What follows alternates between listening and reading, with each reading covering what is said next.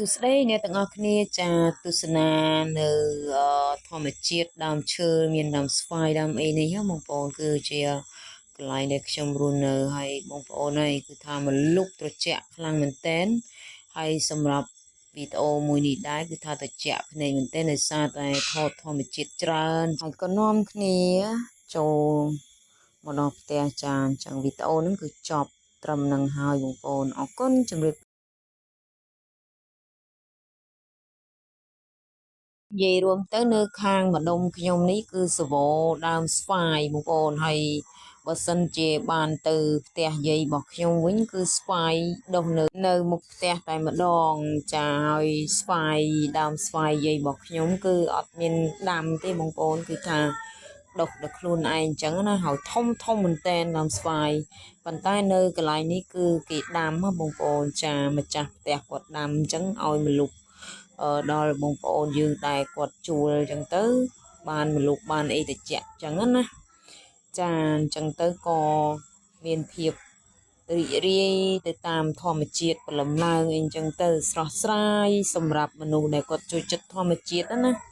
តែខ្ញុំនេះគ្រាន់តែបានទៅថតឲ្យបងប្អូនទេមិនមែនបោះខ្លួនឯងទេបងប្អូនហើយគឺខ្លួនឯងនេះរតែដែលថាមកទៅសបកខ្លួននេះណាគឺថាអានេះសិតតែរបស់គេទេប៉ុន្តែគ្រាន់ថាអញ្ចេះបងប្អូនព្រលឹមឡើងនឹងគឺថាមានតកួនមានអីអញ្ចឹងដុះនៅតាមដេញស្មៅគៀនផ្ទះហ្នឹងណាច្រើនមែនតែនបងប្អូនចាហើយមិនសូវជាបានទិញគេប្រហែលនេះបងប្អូនពេលដែលឃ្លានសម្លអីអញ្ចឹងណាតែត្រូវលាយជាមួយតកួនមួយហ្នឹងគឺទៅបោចនៅក្រោយផ្ទះតែម្ដងខ្វះទេបងប្អូនមានតកួនមានដើមអីគេហៅបន្លែខៀវបងប្អូនបន្លែដាក់អីគេនិយាយទៅបន្លែផ្អែមបន្លែអីហ្នឹងគឺមានដុះនៅតាមគៀនលបងនឹងដូចជាមានដេញស្អីទេចុងមាត់នេះរនឹកមិនឃើញសោះបងប្អូនហើយចាដែលគេយកទៅសម្លក់យកទៅអីអញ្ចឹងណាបងប្អូនគឺបន្លែខៀវដូចជាប៉ាទីអីហ្នឹងគឺមិនបាច់ទៅទិញគេនាំនេះអស់លុយអីដុះនៅតាមវាលហ្នឹងបងប្អូនហើយពិតមែននៅតាមស្រុកស្រែអញ្ចឹងគឺសបោអីហូបមែនតែនបងប្អូនហើយធម្មជាតិទៀតបងប្អូនគ្មានទៅបាជីគ្មានទៅដាក់ថ្នាំអីទេចាគឺថាធម្មជាតិល្អមែនតែននេះបងប្អូនឃើញទេហើយវែងសឡូនទៀតតកួនគេហ្នឹងហើយខ្ញុំតាំងពីដើមបងប្អូនមិនសូវជាអ្នករើសអើងអីប្រមាណទេចាគឺថាការងារចេះអីទុកចិត្តចោះព្រោះនៅពីតូចធ្លាប់នឿយហត់ច្រើនណាស់បងប្អូនទឹកទលេឡើងមកអញ្ចឹងគឺនាំគ្នាទៅបេះតកួនគេហៅតកួនឆ្លក់ទឹកណាបេះយកមកជួនកាលបេះយកលក់អីគេអញ្ចឹងទៅជីវិតវាមានការឆ្លងអស់ហើយបងប្អូនណាគឺថាមានប្រវត្តិសាស្ត្រអស់ហើយមិនដែលគិតថាហត់នឿយទេហើយអញ្ចឹងចូលចិត្តអស់តោះហើយបងប្អូនចាហើយនៅពីតូចហ្នឹងគឺមិត្តភ័ក្ដិហ្នឹងចាគាត់ទៅរកតកួនរកអីហ្នឹងយកមកលក់ឲ្យគេតែខ្ញុំវិញមិនដែលទេបងប្អូនខ្ញុំគ្រាន់តែអឺដឹងថាតកួនហ្នឹងគឺជាអ្នកស្រុកអ្នកភូមិខ្ញុំគាត់ចូលចិត្តរកបងប្អូនចំណែកខ្ញុំវិញគឺគេទៅបេះតកួនខ្ញុំនៅផ្ទះហើយបងប្អូនគ្រាន់តែថាពេលដែលឃើញតកួនហ្នឹងគឺនឹកឃើញណានឹកឃើញពីតូចអញ្ចឹងឃើញអ្នកស្រុកអ្នកភូមិគាត់ទៅបេះហើយទាំងចាស់ទាំងក្មេងចាទាំងមិត្តភ័ក្ដិខ្ញុំហ្នឹងគឺទៅអស់ហើយបងប្អូនចាគឺបេះបានអញ្ចឹងទៅគឺយកលុយមកទិញអង្គទិញអីអញ្ចឹងណាដល់ម្ល៉េះហើយឃើញតកួនហ្នឹងក៏ចេះតែថតចាឃើញតកួនហ្នឹងក៏ចេះតែចង់កាច់អញ្ចឹងណាហើយតកួននៅខ្ញុំបេះហ្នឹងបងប្អូនគឺបេះនៅតាមដែលវាដុះនៅវាលអញ្ចឹងណានៅក្រោយផ្ទះហ្នឹងគឺតកួនសវោមែនតែនហើយបើសិនជាមួយរយៈមុនវិញបងប្អូនខៀវល្ងឹតជាងហ្នឹងទៀតតែនេះរៀងដូចជាមិនសូវជាមានលាស់ល្អទេណាបងប្អូនព្រោះថាមានគេច្រូតស្មៅច្រូតអីអញ្ចឹងណាដល់អញ្ចឹងហើយគេច្រូតឲ្យគោស៊ីគោអីអញ្ចឹងទៅវាអស់ល្អលីងបងប្អូនចាហើយមកកន្លែងនេះវិញគឺថ្ងៃអាទិត្យណាបងប្អូនត្នេមិនត្នេទេប៉ុន្តែឆ្លៀតទៅលេងជាមួយផ្ទះប្អូនចា ដែលបងអូននឹងគឺថារាប់អានគ្នាអញ្ចឹងណាហើយផ្ទះគេស្អាតបងប្អូនហើយទៅដល់គឺគ្មានធ្វើអីទេអង្គុយសកុកអង្គុយសកុកនិយាយគ្នាតែម្ដងនៅកន្លែងខ្ញុំអង្គុយហឹងហ្នឹងគឺមិនមែនផ្ទះទេបងប្អូនណាគឺជាកញ្ចុះចាដែលបងប្អូនយើងគាត់ដើរលក់នៅតាមគោយន្តណាអញ្ចឹងកញ្ចុះហ្នឹងគឺថាស្អាតមែនតើបងប្អូនហើយអង្គុយតិចដែរណាថាតំណងមែនតើសិនជាខ្ញុំបានទៅថ្ងៃក្រោយទៅគឺខ្ញុំអង្គុយលើកញ្ចុះនឹងម្ដងហើយបងប្អូនចាប៉ុន្តែដោយសារតែអង្គុយខាងក្រោយហ្នឹងគឺយកធម្មជាតិព្រោះធម្មជាតិហ្នឹងមានស្រូវមានអឺផ្កាឈូកផ្កាយនៅខាងក្រោយហ្នឹងគឺល្អមែនតើអញ្ចឹងហើយក៏អឺទៅនាំគ្នាអង្គុយខាងក្រោយនោះទៅចាហើយក៏ច្រៀងលេងទាំងអស់គ្នាទៅបងប្អូនហើយម្ចាស់គេនឹងគឺគ្មានបានច្រៀងទេបងប្អូនតែខ្ញុំពីរ3នាក់នឹងគឺច្រៀងលេងតាប្រហែលគ្នាខ្ញុំនៅទៅនឹងទេចាម្ចាស់គេនឹងគឺបានត្រឹមតែអង្គុយញឹមញែមអញ្ចឹងទៅបើកដៃឲ្យបងស្រីនេះច្រៀងមិនឈប់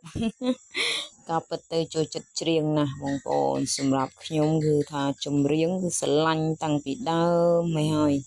ប៉ុន្តែมันអាចទៅរួចណាបងប្អូនចឹងហើយក៏គ្រាន់តែបានច្រៀងលេងកំដរបងប្អូនយើងដែលជួបជុំគ្នាអញ្ចឹងទៅចា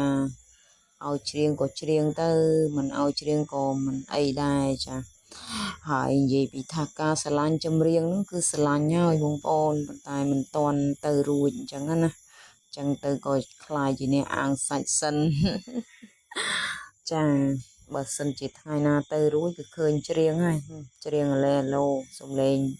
យ៉ាប់ណាស់បងប្អូនគឺសំឡេងមិនសូវបាននេះគេទេចាហើយ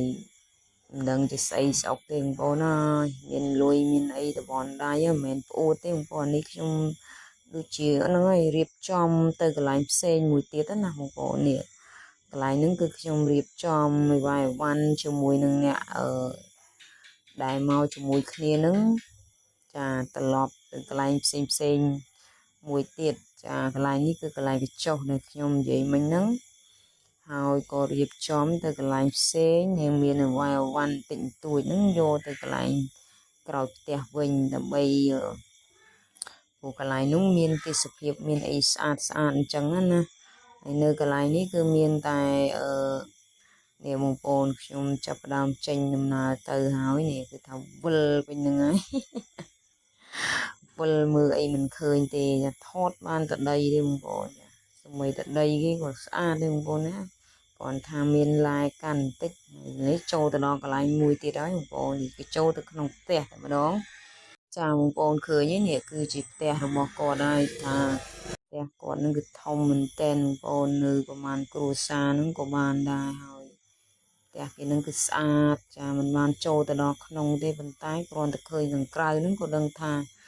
ស្អាតបាត់ហើយចាគឺមានបន្ទប់មានអីអែមតែម្ដងបងប្អូនគឺថាអែមហើយ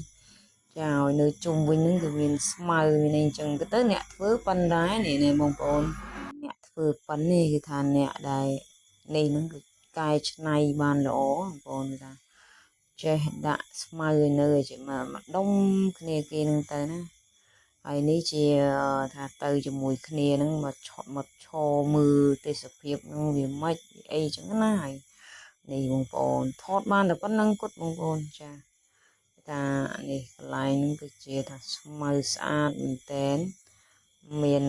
ដូចជាកន្លែងលាងជើងលាងដៃអញ្ចឹងទៅបងប្អូនចាមានសពបែបយ៉ាងអញ្ចឹងទៅថាស្រួលមែនតែនផ្ទះគេហ្នឹងនេះខាងក្រោយនឹងគឺឈូកបងប្អូននៅខ្ញុំបានប្រាប់បងប្អូនថាផ្ទះខាងក្រោយនឹងគឺមានឈូកមានស្រះអញ្ចឹងមានត្រីមានអីអញ្ចឹងទៅហើយពួកខ្ញុំនេះកំពុងចង់ថតដែរបងប្អូនចាថតបានតិចបានទួចអញ្ចឹងទៅចាហើយមិនសូវជាបានមើលទៅដូចជារៀងមិនសូវបានមើលឃើញអីស្រឡះទេប៉ុន្តែគ្រាន់តែប៉ុណ្ណឹងក៏ដឹងថាទំនងណាបងប្អូនចាលើកក្រោយបើសិនជាមានពេលមានឱកាសបានទៅទៀតអីហ្នឹងគឺនឹងថតឲ្យច្រើនជាងនេះបន្តិច តាថ្ងៃនោះគឺមានការបញ្ញាប់បងប្អូនចាបញ្ញាប់អីគេបងប្អូនគឺបញ្ញាប់ជុំគ្នានឹងគឺជុំអីគឺជុំ